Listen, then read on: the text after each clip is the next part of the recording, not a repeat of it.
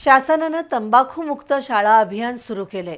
शाळा महाविद्यालयापासून 100 मीटर परिसरात तंबाखू आणि तंबाखूजन्य पदार्थ विक्रीवर बंदी घातली आहे। या नियमाची ग्रामीण भागात प्रभावी अंमलबजावणी केली जाते, मात्र शहरात या निर्णयाच्या अंमलबजावणीचं चित्र फारसं समाधानकारक नाही।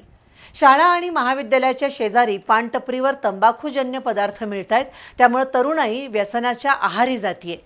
ही बाब लक्षात घेऊन तंबाखूमुक्त शाळा अभियानाची शहरात प्रभावीपणे अंमलबजावणी करणं गरजेचं आहे।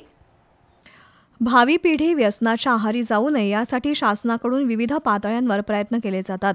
तंबाखूमुक्त शाळा परिसर अभियान शासनामार्फत राबवलं जातं।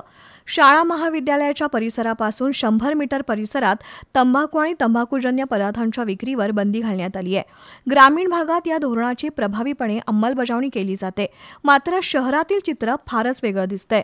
शाळा महाविद्यालयाच्या आजूबाजूला असणाऱ्या पानटपऱ्यांवर तंबाखू गुटखा यांची चोरून विक्री केली जाते।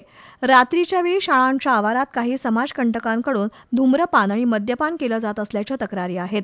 मद्यप्राशन करून मद्याच्या बाटल्या आणि इतर साहित्य तिथंच टाकून दिलं जातं, त्याचा विद्यार्थ्यांवर वाईट परिणाम होत असल्याचं शिक्षकांचं म्हणणं आहे। अशा गोष्टींना आळा घालण्याची मागणी नागरिकांमधून केली जाते।